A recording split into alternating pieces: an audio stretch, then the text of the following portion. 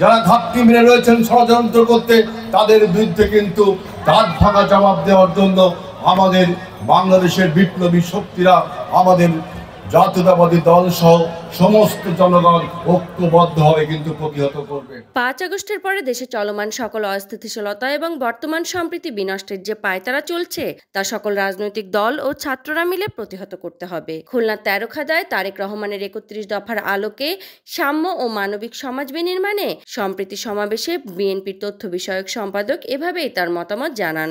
যে 5 আগস্টের গণ অভ্যুত্থানের পরে, 5 আগস্টের একটি নতুন বিপ্লবের পরে আমরা দেখলাম বিভিন্নভাবে ধর্মীয় উত্তেজনা ছড়ানো হচ্ছে,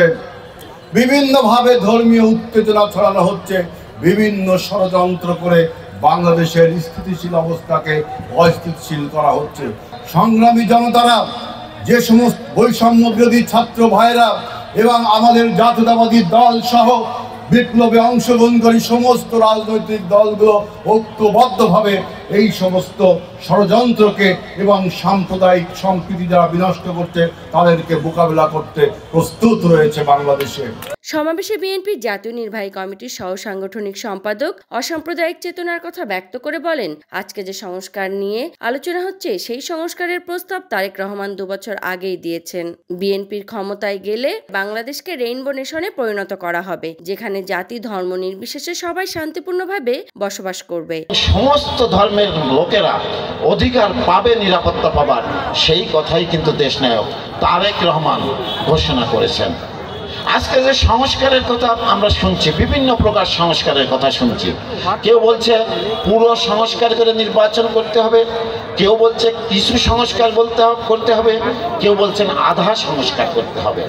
কিন্তু এই সংস্কারের প্রস্তাব কিন্তু আজ থেকে প্রায় 2 বছর আগে আমাদের প্রিয় নেতা তারেক রহমান ঘোষণা করেছেন। সেখানে একটি গুরুত্বপূর্ণ কথা তিনি বলেছেন যে বাংলাদেশ জাতীয়তাবাদী দল যদি ক্ষমতায় যায় আমরা একটি রেইনবো নেশন সৃষ্টি করব। সবাই 13 খাদা উপজেলার উন্নয়নের আশ্বাস দিয়ে তথ্য বিষয়ক সম্পাদক বলেন, বিএনপি নির্বাচিত হলে 13 খাদাকে মডেল উপজেলায় রূপান্তরিত করা হবে এবং সকল রাজনৈতিক দলকে নিয়ে সম্প্রীতির রাজনীতি করা হবে। আপনারা সবাই যদি ঐক্যবদ্ধ থাকেন এবং ইনশাআল্লাহ আগামী নির্বাচনে সারা বাংলাদেশে যে নির্বাচনী হাওয়া বইছে, সেই নির্বাচনে যদি দেশ নায়ক তারেক রহমান বাংলাদেশের প্রধানমন্ত্রী নির্বাচিত হন, যদি দেশ নেত্রী বেগম খালেদা জিয়া বাংলাদেশের প্রধানমন্ত্রী নির্বাচিত হন, ইনশাআল্লাহ আমি 13 খাদাকে একটি মডেল উপজেলা উপহার দেব জনগণকে এবং 13 খাদায় সমস্ত রাজনৈতিক দলকে ঐক্যবদ্ধ করে আমরা একটি সম্প্রীতির রাজনীতি শুরু করবো 13 খাদায়। Desk report, voice of tiger.